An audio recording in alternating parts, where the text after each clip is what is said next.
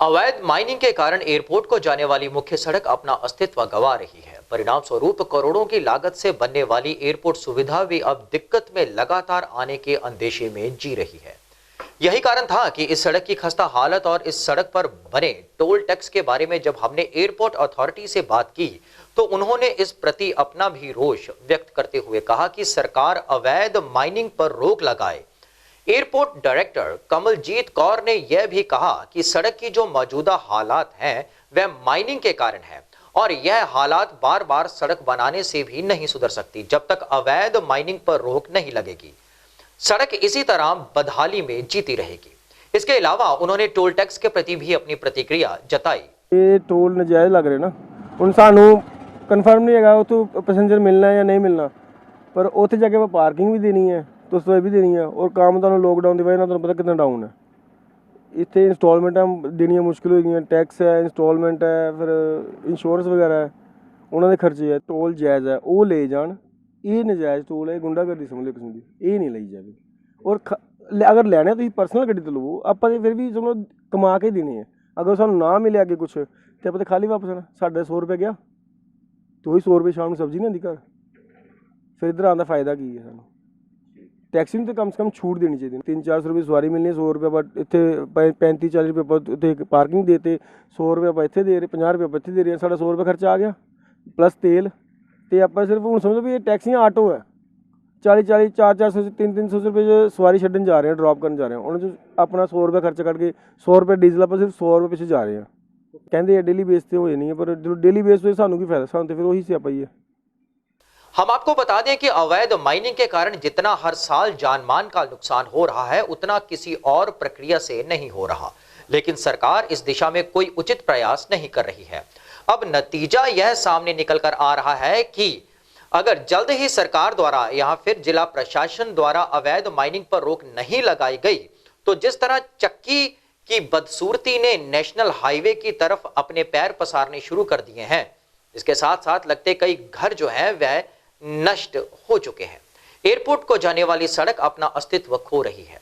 गौरतलब है कि एयरफोर्स स्टेशन तथा मिलिट्री हॉस्पिटल एक साथ हैं और इस और जाने वाली सड़क अवैध माइनिंग के कारण इतनी खस्ता हो गई है कि अगर इस एरिया में कोई घटना घटित होती है तो वहां एम्बुलेंस भी समय पर नहीं पहुंच सकती। इस सड़क का निर्माण कई बार हुआ और कई बार यह सड़क अवैध माइनिंग की भेंट चढ़ी, या यूं कह लो कि जोड़ने और तोड़ने की कड़ी चलती रहती है ताकि सड़क बनाने वालों की रोजी रोटी चलती रहे। इसी संबंध में बरसात के दिनों में जब हमारी टीम ने एक्सियन साहब से इस अवैध माइनिंग तथा सड़क की खस्ता हालत के बारे में पूछा तो उन्होंने क्या कहा, आइए सुनते हैं एक बार फिर से।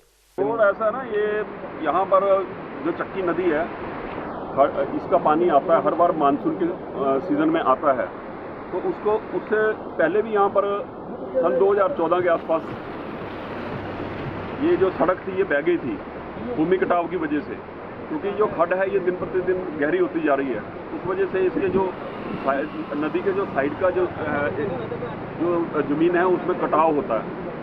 तो फिर यहाँ पर नीचे पर क्रेट भी लगाए गए थे काफ़ी, और क्रेट लगाने के बाद ये कुछ सालों तक ये जो कटाव की जो प्रक्रिया थी वो कम हो गई थी।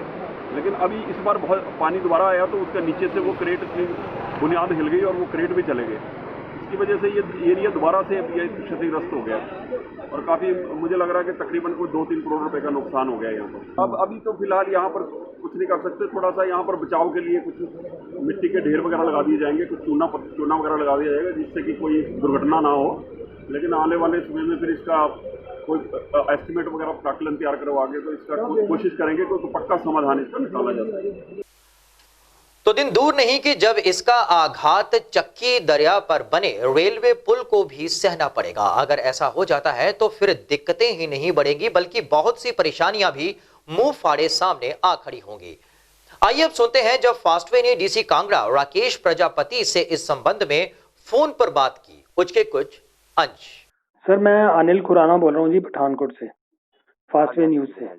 सर मेरे को ना एक बात पूछनी थी आपसे छोटी सी। सर ये जब एयरपोर्ट रोड है ना जी, जो एयरपोर्ट से पठानकोट से आपके एयरपोर्ट पठानकोट जा रही है, वीकेंड से हिमाचल गवर्नमेंट के अंडर आती है। सर उस पे ना जो रोड है वो सारी रोड टूट गई है ड्यू टू माइनिंग, और उसकी हालत ये है इस टाइम सर कि अगर भगवान ना करे कोई मिस हैपनिंग हो जाए एयरपोर्ट पर, तो वहां पर एम्बुलेंस भी नहीं जा सकती और फायर ब्रिगेड भी नहीं जा सकती। वो रोड टूट चुकी है, बिल्कुल छोटी सी रोड रह गई है। उसके बाद सर एक बात और है। कौन सा पोर्शन है, कौन सा पोर्शन है ये? सर ये जो मिलिट्री हॉस्पिटल से के साथ से जो एयरपोर्ट जा रही है रोड, पठानकोट से पठानकोट एयरपोर्ट। ठीक है, पैच कौन सा है, पैच कौन सा है? बीच में ही है सर एक पैच, नहीं बहुत लंबी नहीं है सर, 2 किलोमीटर की रोड है सारी, बीच में एक पैच है। और मैं आपको कहूँ तो मैं फोटोग्राफ भी भेज दूंगा, मैं वीडियो भी भेज दूंगा आपको। मेरे को थोड़ा सा लोकेशन और मैं वीडियो भेज व्हाट्सएप कर दूंगा। हाँ सर, दूसरी बात सर, वहाँ पर एक टोल टैक्स लगाया गया है एंट्री वे। वो जो टोल टैक्स है basically that toll tax should be, अगर हिमाचल में कोई एंटर कर रहा है सर, वो वहाँ से लोग सिर्फ एयरपोर्ट जा रहे हैं, they are just passing through that portion 1 kilometre का, तो उनसे वो टोल टैक्स लिया जाता है। या तो वहाँ से कोई एंट्री, मतलब गवर्नमेंट ने, हमारी गवर्नमेंट ने लगाया सर पता नहीं, मेरे को तो इलीगली लगता है, ठेकेदार ने ऐसे ही लगा लिया हुआ है, मुझे तो यही लगता है। और वहाँ पर टोल टैक्स का कोई आइडिया ही नहीं है, सिर्फ और सिर्फ उनसे लिया जाता है जो लोग एयरपोर्ट जा रहे हैं। जो हिमाचल में जो लोग जा रहे हैं उनसे नहीं लेते, जो गाँव में जा रहे हैं, सिर्फ जो एयरपोर्ट जा रहे हैं। तो सर वो एयरपोर्ट, अगर लोकेशन अगर मैं सब कुछ भेज देता हूँ सर, सब कुछ भेज देता हूँ आपको। मैं एक बार देखता हूँ, मैं खुद ही जाके देख लेता हूँ एक बार। हाँ, so nice of you sir, है ना, थैंक यू तो डिटेल्स भेज दो मेरे को ना। ठीक है सर, थैंक यू। इसलिए जरूरी है कि सरकार इस संबंध में सख्त कार्रवाई करे और अवैध माइनिंग पर रोक लगाए ताकि सरकारी संपत्ति व आम जनता की रक्षा हो सके।